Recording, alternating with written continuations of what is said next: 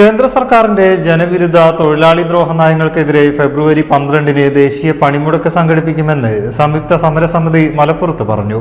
തൊഴിലാളികൾ പഞ്ചായത്ത് മുനിസിപ്പൽ കേന്ദ്രങ്ങളിൽ പ്രതിഷേധ കൂട്ടായ്മകളും തീർക്കും. 20 തൊഴിൽ നിയമങ്ങൾ റദ്ദാക്കി പുതിയ ലേബർ കോഡുകൾ കൊണ്ടുവന്നിരിക്കുകയാണ്. ഇത് തൊഴിൽ മേഖലയെ തകർക്കുന്നതാണെന്നും സംയുക്ത സമരസമിതി ഭാരവാഹികൾ പറഞ്ഞു.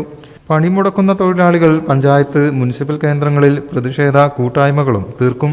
നമ്മുടെ രാജ്യത്തെ കേന്ദ്ര ഗവൺമെന്റ് നടപ്പാക്കിക്കൊണ്ടിരിക്കുന്ന തൊഴിലാളി വിരുദ്ധ, ജനവിരുദ്ധ, കർഷക വിരുദ്ധ നയങ്ങൾക്കെതിരായി ഈ ഫെബ്രുവരി മാസം 12-ാം തീയതി ഒരു ദേശീയ പണിമുടക്ക് നടത്താൻ ഇന്ത്യയിലെ എല്ലാ തൊഴിലാളി സംഘടനകളും തീരുമാനിച്ചിരിക്കുകയാണ്.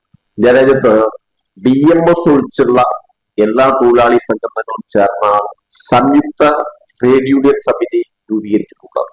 അതിന്റെ ആഭിമുഖ്യത്തിലാണ് അതിന്റെ ചെയർമാൻ INTUC നേതാവായിട്ടുള്ള സഞ്ജീവ് റെഡ്ഡിയാണ്. അതിന്റെ നേതൃത്വത്തിലാണ് ഇന്ത്യയിൽ ഈ പൊതുപണിമുടക്ക് നടത്തുന്നത്. എന്നാൽ കേരളത്തിൽ UDF അനുകൂല തൊഴിലാളി സംഘടനകൾ യോജിച്ചല്ല ഈ സമരം നടത്തുന്നത്. സമരം നടത്തുന്നുണ്ടാവാം, പക്ഷെ യോജിപ്പ് ഇവിടെ ഇല്ല.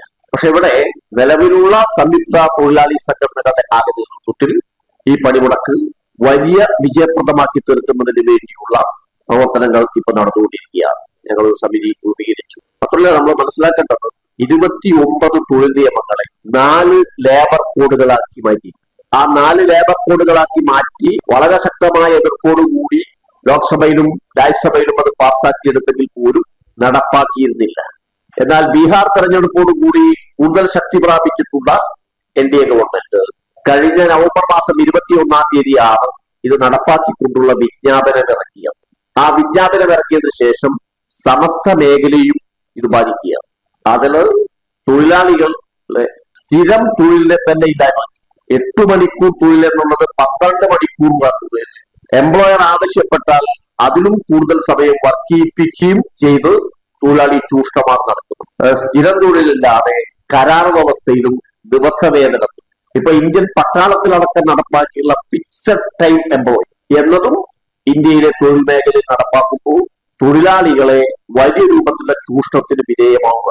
അതിന് ഞങ്ങൾ മാത്രമല്ല, നിങ്ങളും വിമുക്തരല്ല.